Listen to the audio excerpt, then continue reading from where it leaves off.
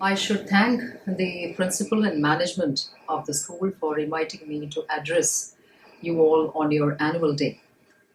Personally, I grab at every opportunity to interact with young people, especially children, because that store of boundless energy and enthusiasm that all of you carry within you, it's quite infectious.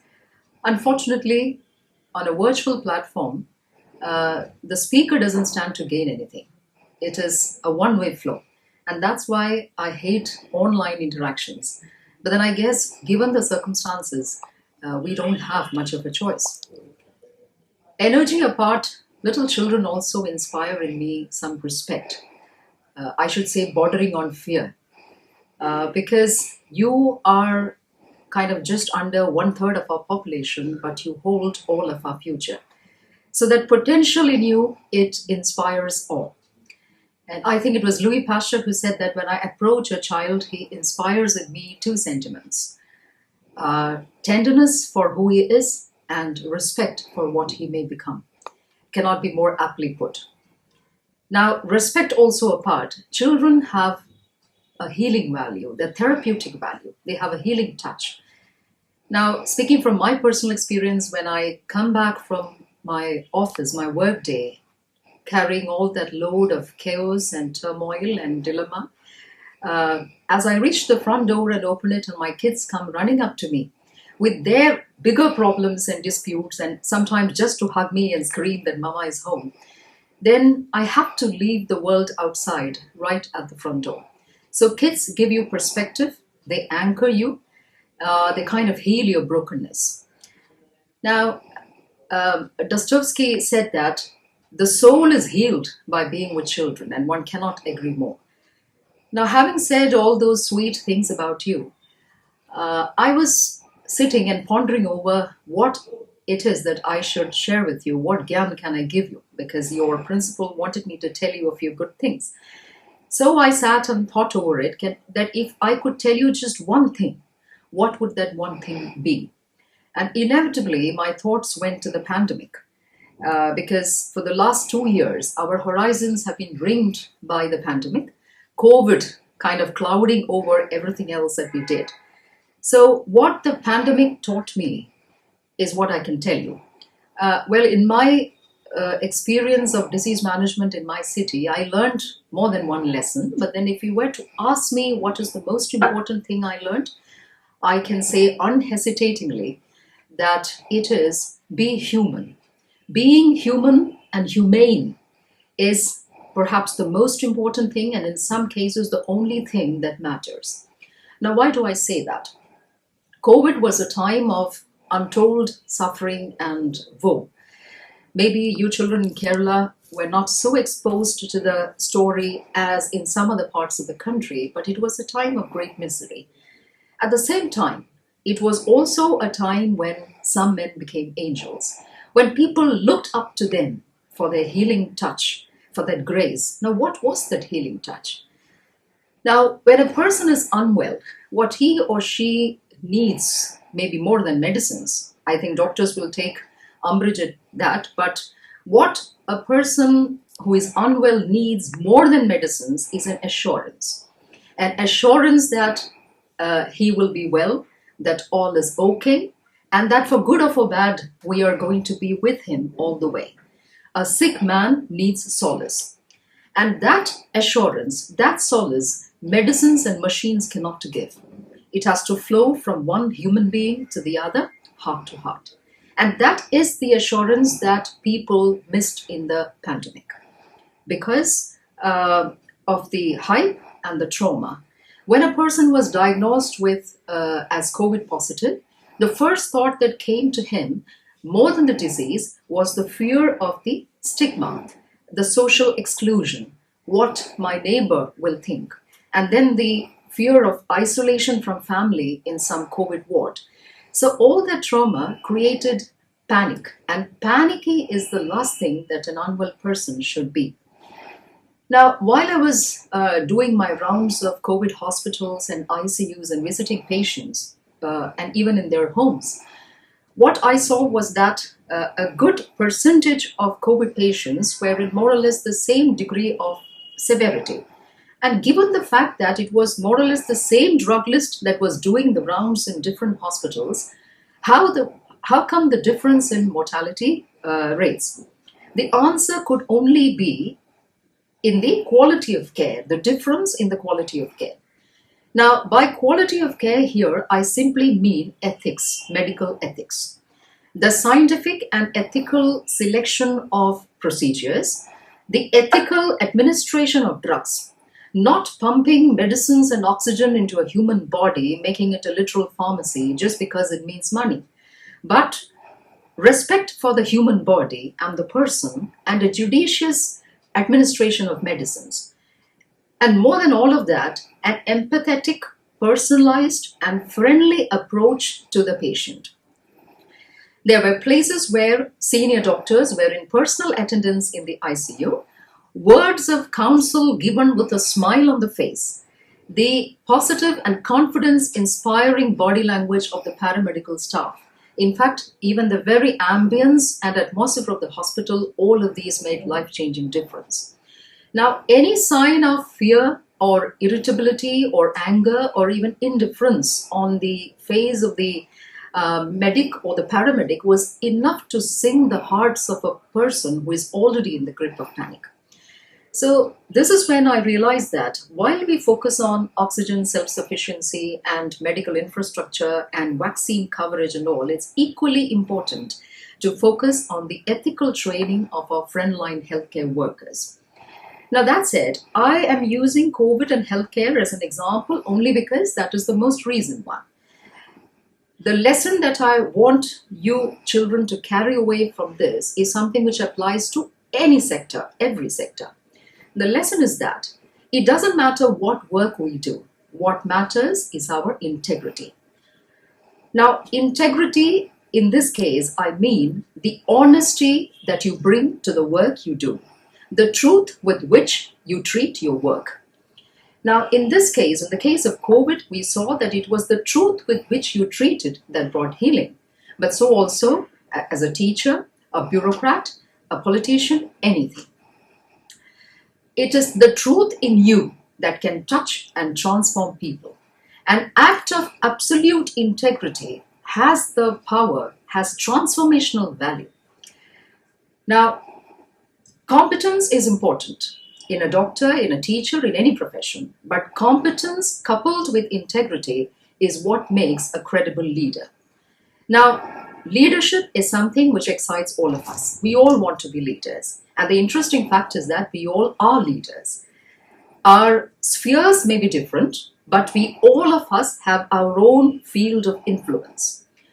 Maybe within our home or as a working woman. Now, in the case of you children, as a house captain, a prefect, or as a member of your school sports team, or maybe as part of an organizer of a Mela committee, or maybe in a residents association, as some group in the church, any which way, but we each and all of us have influence. And there, what matters is our personal credibility. Now, imagine that you are an officer or a police officer or a magistrate handling a law and order situation, or a riot, or a natural calamity, or a pandemic. You might know several theories of leadership, but theory crunching is not going to help you. Having a lot of data at your fingertips is also not going to help. What matters at that time is that you have the credibility to make people stop and listen to you. So building a character that inspires trust is crucial, and for that, integrity is paramount. Now, question will naturally come, so how does one grow this thing, this integrity? And if it is something so good, then why is it a not so commonly found virtue?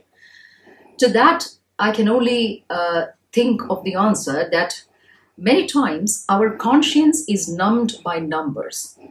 Many times when we are confronted by a problem, the scale and size of the problem seems so huge that we feel that anything we can do in response to it can only be insignificant, inconsequential. Now, as an illustration, look at the pandemic. Helping one or two people in, say, ill people in your neighborhood, what difference can it possibly make, given the numbers of people who are unwell and dying across the country? Poverty, helping a handful of aged people in a poor home, can it make a difference given the scale and size of poverty as an issue in our country? Teaching a few children the alphabet in your own colony, can it even be a pinprick on that huge behemoth we call illiteracy? So, in short, the big picture kind of paralyzes us, it numbs us. And we feel so helpless that our head and heart kind of slips into an insensitivity and then inertia. And it happens to all of us, mind you. In service, for instance, when we join service, most of us have that very emotional, idealistic, missionary, do-gooding spirit in us. We all want to be of use to others.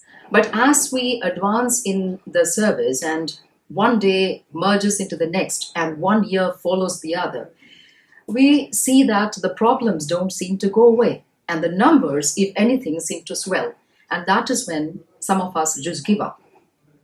But then what I have realized is that as we mature and mellow more, we realize that numbers are not all. They don't tell you the whole story. If anything, they mislead you. The big picture is sometimes as small, as simple, as close as that one person standing before you asking for your help. Why? Because God doesn't hold you accountable for poverty across the world. But then He has made you manager of your own little acre. That 1 or 3 persons that He has put within your capability to assist, if you do that, that is enough. No issue is too small, and even 1 is a good number. It is a big number because every life is equally precious. When you genuinely love, when you genuinely care, that concern in you, it radiates outward. It transmits outward like heat, like energy, like light, and it touches and transforms situations and people near you. And when you genuinely care, when you have genuine concern, you cannot be a bureaucrat who merely marks letters left and right. Then you end up being someone who takes that extra effort to connect the dots. Being a civil servant gives you a kick because of the servant part of that name. Because you know that you can speak to the need in an individual. Then when you are up against a problem, maybe you can be a part of the solution. That you have a capability, however limited, to be the gap filler in someone's life. And then walking the last mile with somebody becomes not an act of generosity, but your calling, your bureaucratic duty. And that's how you become a bureaucrat with a missionary attitude. And similarly, a teacher with a missionary attitude, a municipal corporator, an Anganwadi worker, a politician, a technocrat, anything but with a missionary attitude. Now, connected to integrity is the second thing that I want to briefly discuss with you, a related concept of authenticity. Now, why I want to mention that is because true leadership draws its legitimacy from the twin bases of integrity and authenticity. And like I said, we all want to be and we all are leaders. Now, being authentic, what is the meaning of that? We all know. Saying what you mean and doing what you say. But authentic also means being true to who you really are. Now, being true to what? Being true to that spark in you which makes you unique and different from others around. Now, why I have to say this? Because education, while it civilizes us, it sometimes also covers up. It covers up that spark. Now, education is important because it helps us to evolve, to grow, and become a finer version of ourselves. But then, perforce, education has to standardize because it works on the principle of average. Education also has to socialize because it teaches us acceptable social standards. It is normative. So, but sometimes what happens is with all that theorems and rules and equations and norms and parameters, somewhere we lose sight of who we really are. Because God does not work on the principle of average. He made each of us different with hard work, with our own unique set of strengths, weaknesses, and capabilities. There is a certain person that only you can be. There is a certain impact that only you can have on others. There is a certain understanding, a comprehension, a sensitivity, a touch that is just yours and yours alone. And that, if you ask me, is the stardust of God that is sprinkled on your life. And unless you grab that spark, unless you touch it, you cannot fulfill your God given destiny in life. And therefore, it is important to stay connected to your core right from childhood. Why? Because if you start looking for it in adulthood, there is a good possibility that you will find it very difficult because you will have to dig through layers and layers of socialization. It might almost be like looking for that one solitary pearl in a dimly lit room full of cobwebs. So stay while you use education for your betterment. It is also important to keep that spark in your palm because that is what will help you to make your own meaningful contribution to the world around. I mean, you might like to hear that interesting quote by Alexandre Dumas, who said, "How come little children are so intelligent and men are so stupid? It must be education that does it." That's on a lighter note, but I think the point is well taken. The third and the last thing that I want to tell you, children, is that you need to think beyond borders, think beyond boundaries. Now, we all are part of some institution or the other. You of a school, me of an office, and institutions have walls. And these walls are comforting because they give us shelter. They give us a place to which we belong unconditionally. It gives us friends, and institutions empower us by giving us an identity. They give us a sense of assurance and security. So, and I think children really need it. They need that assurance. They need that comfort zone, that they need those walls around them. But then walls can at times be limiting also, because beyond those walls is the real breathing world. That world with its uncertainties and anxieties, its livelihood struggles, and the pandemic and the pain and the poverty. And all of it is not sad and bad either. There is also a lot of beauty in the world that God made. There is lots of love. There is hardworking people and their small and big accomplishments. There are groups of people working together for our common good. There are technocrats and business magnates and professionals and all of whom have given up their life's certainties and luxuries to come and live and work where there is a need. So there is lots that is beautiful too. The important thing is that while you enjoy the assurance and the security of being covered by those walls, do ensure that they don't shut out the world out there. You need to grow up aware. Have a viewpoint. Have an opinion. Because what we need you to be when you grow up is conscious and committed individuals. I repeat that, conscious and committed. Knowledge is powerful, but knowledge mixed with kindness is potent to change the world. And that kindness shall come when you grow aware. And when it becomes your turn to go and join that world out there and make your own unique response, you will.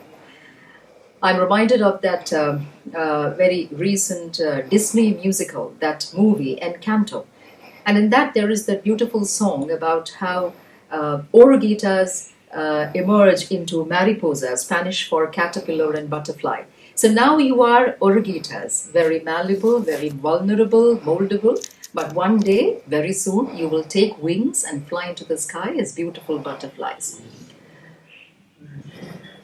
I can close in parting. I want to just say that, for this generation that are children now, I feel for you because you don't have any certainties to operate with.